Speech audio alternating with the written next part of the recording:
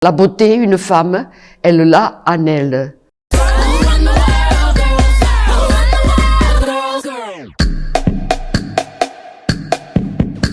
Je m'appelle Désirée, j'ai 32 ans, je suis médecin généraliste installé à Pia depuis 4 ans et j'habite à Pia depuis maintenant 7 ans. Marie-Élise Bonnet, une ancienne directrice de l'école Marie Curie à Pia. J'ai exercé dans cette école pendant 33 ans, ça a été mon premier poste et mon dernier. Coralie Armango, j'ai 33 ans, j'exerce au sein du service de la police municipale de Pia depuis 2015 et aujourd'hui donc je suis gardien brigadier et j'occupe la fonction d'adjointe au chef de service. Davazac Thérèse, j'ai 73 ans, retraitée de la Poste, présidente de l'association Apicontry à Pia et j'habite Pia depuis 40 ans.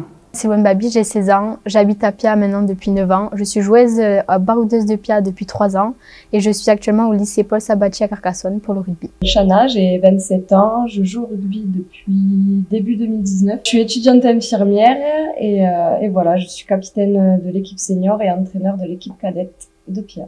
Louise Corneilla, née Bessières, née le 29 avril 1932 à Pia, donc Pianin pure souche.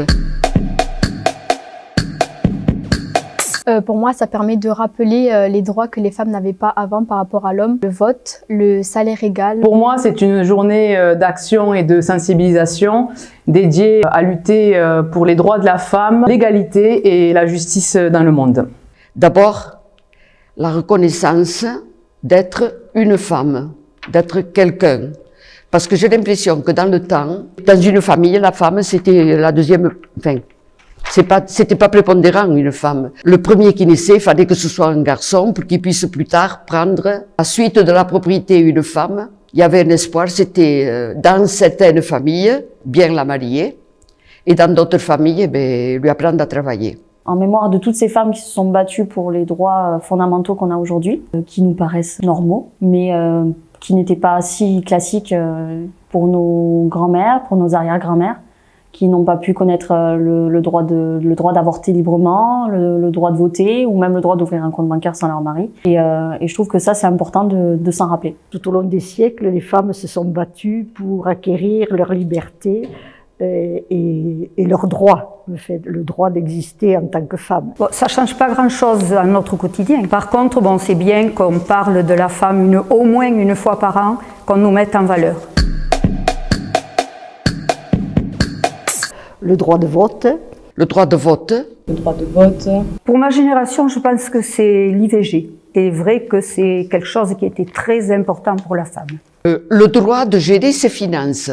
Parce qu'autrefois, le mari pouvait avoir un compte en banque, mais la femme n'y avait pas droit. Elle n'avait pas droit de gérer, même de regarder le compte. Le mari pouvait faire ce qu'il voulait de l'argent du ménage.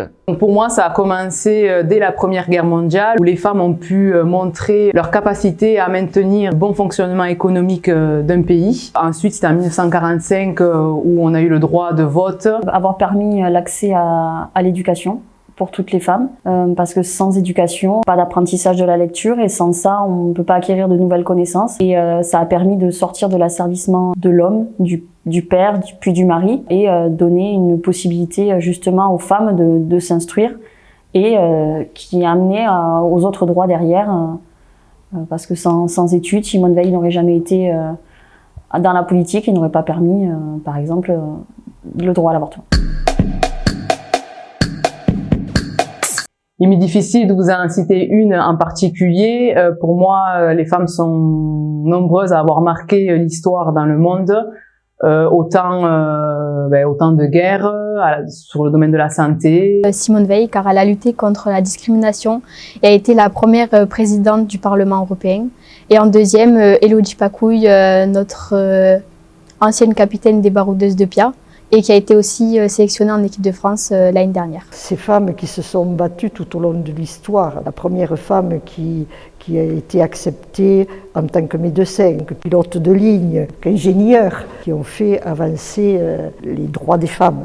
Simone Veil, c'est mon modèle. D'abord parce qu'elle a eu le courage de s'en sortir des camps de concentration et par la suite de montrer à la France qu'une femme, si elle peut et on lui donne les moyens, elle peut faire de très belles choses. Pas de femmes en particulier, ni 2 ou 3, c'est des millions de femmes qui m'inspirent et que j'admire pour leur lutte, pour vivre simplement, pour exister dans le monde entier. Marie Curie, ça c'est plus le côté un peu plus médical, c'est vrai, mais qui, en travaillant avec son mari, a permis de faire avancer beaucoup de choses au point de vue de la santé. Toutes les femmes du quotidien qui se battent pour atteindre leurs rêves et surtout les athlètes sportifs, parce que c'est beaucoup de sacrifices qu'on leur demande, qu'on ne demande pas aux hommes.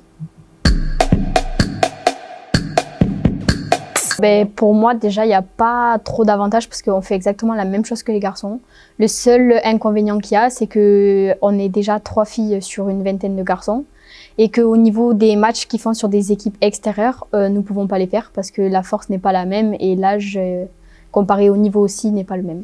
Au jour d'aujourd'hui, en tant que médecin, je ne ressens pas forcément de difficultés particulières ou d'avantages plus qu'un homme, je dirais. Après, c'est vrai qu'au cours des études, on vit quand même un travail dans un environnement très masculin et on peut effectivement avoir accès à beaucoup de misogynie sans problème. Il n'y a pas eu de très grosses difficultés. Il y en a eu comme dans toute une carrière. Dans l'ensemble, j'ai eu une carrière plutôt satisfaisante. L'avantage, c'est de pouvoir se réaliser dans ses projets. La force, de par le métier, se donner la force de s'opposer aux hommes pour la réalisation de projets valables, pas pour n'importe quoi. Dans mon milieu professionnel, j'ai pas eu d'avantage ni de difficultés particulières parce que je travaillais au PTT et que les hommes et les femmes sont au même niveau. Question de travail, question pénibilité, question salaire. Comme dans beaucoup de métiers masculins, les femmes doivent plus prouver leur légitimité au quotidien. Moi, aujourd'hui, à la police municipale de Pia, je ne ressens pas cela. Le respect, déjà, de la femme. La reconnaissance du travail d'une femme à la maison. Non, mais genre, quand un mec va sortir avec plusieurs meufs, on va rien dire, mais quand la meuf, elle fait ça, ben, on dirait une... Oui, l'image des femmes en général. Que ce soit tant sur le plan sexuel que sur le plan que les femmes, elles sont fragiles, que les femmes, elles sont pas capables de faire ci, que les femmes, elles sont pas capables de travailler, elles sont pas capables de faire du sport à haut niveau, elles sont pas... En fait, tu dis ça alors que la plupart des femmes, c'est mieux que les garçons. Vas-y, dis-le. Révolte-toi. Il y a encore beaucoup de difficultés pour les femmes au niveau du travail, parce qu'on est une femme dans certaines entreprises. Les patrons sont un peu réticents à nous embaucher parce que la femme va être mère et donc il va falloir la remplacer. Ça crée des petites tensions. Je rêve de vivre dans une société où on arrête de juger les femmes par leur physique et où je pourrais ne pas m'inquiéter de laisser sortir, par exemple, ma fille quand elle sera grande, toute seule, sans avoir peur qu'il lui arrive quoi que ce soit. Et je pense qu'encore aujourd'hui, il y a quand même une grosse insécurité pour les jeunes filles et même pour les femmes et une fragilité par rapport aux hommes. Malheureusement, aujourd'hui, on peut constater encore l'inégalité entre les femmes et les hommes dans certains pays. Aujourd'hui, il faudrait qu'on arrive à faire évoluer ces droits pour qu'on devienne tous des hommes égaux avec un grand H. Surtout, bien informer les jeunes filles qui seront des futures femmes, se pomponner, s'habiller, dépenser de l'argent pour la toilette, dépenser de l'argent pour... Moi, pour ça, c'est pas important. C'est pas important. La beauté, une femme, elle l'a en elle. Une femme, elle rayonne autrement que par la beauté physique. Et que sans une femme, on ne serait rien. C'est pas pour rien qu'il y a eu Ève.